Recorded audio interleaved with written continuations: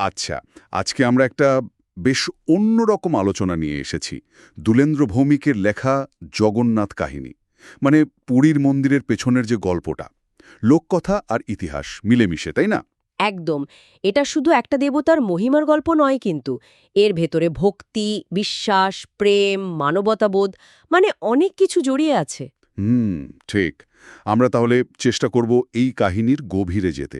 মানে মূল ঘটনাগুলো, চরিত্রদের যাত্রা, এগুলো একটু ছুঁয়ে দেখতে। হ্যাঁ, আমাদের উদ্দেশ্য তো সেটাই। রাজা ইন্দ্রদ্যুম্ন থেকে শুরু করে তারপর ধরুন বিদ্যাপতি, ললিতা আর অবশ্যই নীলমাধব থেকে জগন্নাথের রূপান্তরের যে মূল ঘটনাগুলো সেগুলো তুলে ধরা। দেখব কিভাবে বিশ্বাস আর ঐতিহ্য মানে নানা স্তর এখানে মিশে গেছে। দারুণ। তাহলে একদম শুরু থেকেই ধরা যাক। রাজা ইন্দ্রদ্যুম্ন অবন্তীনগরের রাজা ছিলেন তিনি। হ্যাঁ, গল্পের শুরুটা রাজা ইন্দ্রদ্যুম্নকে দিয়েই। তিনি মানে কোনোভাবে জানতে পেরেছিলেন এক অদৃশ্য দেবতার কথা, নীলমাধব। কিন্তু কোথায় থাকেন, কিভাবে পুজো হয়, কিচ্ছু জানা ছিল না। তো রাজা তাকে খুঁজে বের করার জন্য একরকম পণ করলেন। বিশ্বস্ত ব্রাহ্মণ বিদ্যাপতিকে এই দায়িত্বটা দিলেন। কাজটা কিন্তু মোটেও সহজ ছিল না, কারণ এই নীলমাধব পূজিত হতেন নীল পর্বতের এক গোপন গুহায়, আর তার পূজারী ছিলেন শবর প্রধান বিশ্বা বসু। মানে শবররা তখনকার এক আদিবাসী গোষ্ঠী, বাইরের জগৎ থেকে বেশ দূরে থাকতেন। ও আচ্ছা, তার মানে বিদ্যাপতির পক্ষে সেখানে পৌঁছনো বেশ কঠিন ছিল নিশ্চয়ই। খুবই কঠিন। উনি সরাসরি পারেননি, বেশ কৌশল করতে হয়েছিল ওকে। উনি ওই শবরদের এলাকায় গিয়ে মানে বিশ্বা বসুর মেয়ে ললিতার সঙ্গে পরিচিত হন। হুম। ধীরে ধীরে তার বিশ্বাস অর্জন করেন।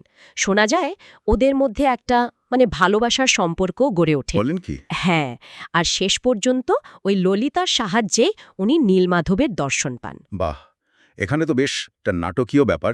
একদিকে রাজার দেওয়া কাজ, অন্যদিকে এই সম্পর্ক। ঠিক তাই। প্রেম আর কর্তব্যের একটা সুন্দর সংমিশ্রণ, আবার টানাপোড়েনও বটে। কিন্তু নীলমাধবের দর্শন পাওয়ার পরই মানে কাহিনীতে একটা বড় মোড় আসে। কিরকম? হয় বিদ্যাপতির নিজের কোনো ভুল বা কৌতূহল, অথবা অন্য কোনো দৈব কারণে নীলমাধব হঠাৎ উধাও হয়ে যান। সে কি, মানে একেবারে অদৃশ্য? হ্যাঁ, রাজা ইন্দ্রদ্যুম্ন যখন বিশাল আয়োজন করে খোঁজ পেয়ে নীলপর্বতে এলেন, তখন দেখলেন গুহা খালি, দেবতা নেই। বিরাট ধাক্কা তো রাজার জন্য, এত খোঁজাখুঁজির পর। অবশ্যই। রাজা ভীষণ হতাশ হয়ে পড়লেন, প্রায় সব আশা ছেড়েই দিয়েছিলেন। এখানেই কি তাহলে সেই বিখ্যাত দারুব্রহ্মের গল্পটা আসে, মানে ওই কাঠের খণ্ড? একদম ঠিক ধরেছেন। রাজা যখন প্রায় হাল ছেড়ে দিয়েছেন, তখন তিনি দৈব নির্দেশ পেলেন। বলা হলো সমুদ্রের তীরে এক আশ্চর্য মানে অলৌকিক কাঠ ভেসে আসবে। আচ্ছা। সেই কাঠ দিয়েই হবে দেবতার নতুন মূর্তি। আর সত্যি সত্যি পুরীর সমুদ্র তীরে এক বিশাল অদ্ভুত দর্শন কাঠ ভেসে এলো। অবিশ্বাস্য। এই কাঠ দিয়ে তাহলে মূর্তি গড়ার কাজ শুরু হলো? হ্যাঁ, কিন্তু কে গড়বে এই মূর্তি? এটাও একটা রহস্য। বলা হয় দেবশিল্পী বিশ্বকর্মা নিজেই এক বৃদ্ধ ছুতরের বেশে রাজার কাছে আসেন। তবে তিনি একটা শর্ত দেন, বেশ অদ্ভুত শর্ত। শর্ত? কি ছিল সেই শর্ত? শর্ত ছিল তিনি ২১ দিন ধরে একটা বন্ধ ঘরের মধ্যে মূর্তি গড়বেন। দরজা একদম বন্ধ থাকবে। এই ২১ দিনের মধ্যে কেউ কোনো অবস্থাতেই দরজা খুলতে পারবে না। যদি খোলে, তিনি কাজ অসমাপ্ত রেখেই চলে যাবেন। খুবই রহস্যময় ব্যাপার। রাজা কি রাজি হলেন? রাজা রাজি হলেন, কাজও শুরু হলো। কিন্তু গোলমালটা হলো অন্য জায়গায়। রানী গুন্ডিচা, আবার কোনো কোনো কাহিনীতে বলে রাজাই নিজে, তারা অধৈর্য হয়ে পড়লেন। অধৈর্য? কেন? ঘরের ভেতর থেকে কোনো শব্দ আসছিল না যে, দিনের পর দিন। তো তারা ভাবলেন বৃদ্ধ কারিগর হয়তো মারা গেছেন ভেতরে। ওহ। তাই কৌতূহল বা দুশ্চিন্তা যাই বলুন, তারা নির্দিষ্ট সময়ের আগেই দরজাটা খুলে ফেললেন। সর্বনাশ। আর তার ফলেই কি মূর্তিগুলো মানে অসম্পূর্ণ? ঠিক তাই।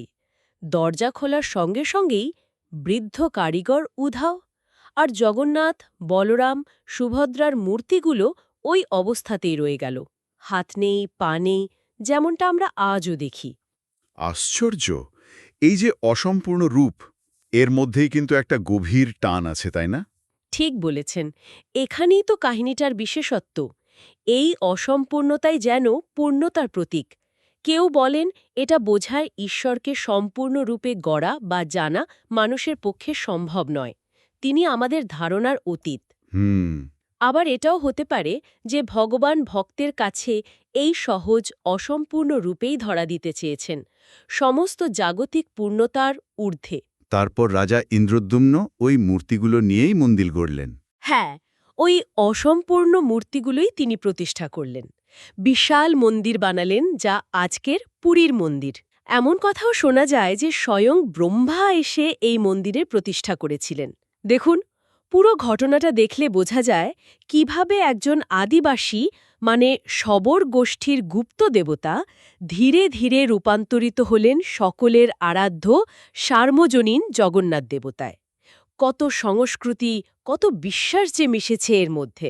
সত্যি তাই। সুতরাং এই জগন্নাথ কাহিনী শুধু একটা মন্দিরের উৎপত্তির গল্প নয়, এটা আমাদের দেখায় কিভাবে বিশ্বাস, মানুষের আবেগ, লোককথা আর ইতিহাস মিলেমিশে একটা গভীর আখ্যান তৈরি হয়। এটা আসলে সংস্কৃতির বিবর্তন আর মেলবন্ধনেরও একটা অসাধারণ ছবি। একেবারে। আলোচনাটা খুব ভালো লাগলো। আজকের মতো এখানেই শেষ করতে হচ্ছে। তবে যাওয়ার আগে একটা প্রশ্ন মনে আসছে, শ্রোতাদের জন্য হয়তো ভাবার মতো। এই যে জগন্নাথ দেবের অসম্পূর্ণ রূপ আমরা যে পূজা করি, এর পেছনে কি কেবল ওই কাজ শেষ না হওয়ার গল্পটাই আছে, নাকি এর মধ্যে এই অপূর্ণতার মধ্যেই ঈশ্বর আর মানুষের সম্পর্কের কোনো গভীরতর দর্শন লুকিয়ে আছে, যা হয়তো শেখায় আমাদের সীমাবদ্ধতাকে মেনে নিয়েও ভালোবাসা বা ভক্তি সম্ভব? এটা নিয়ে ভাবা যেতে পারে।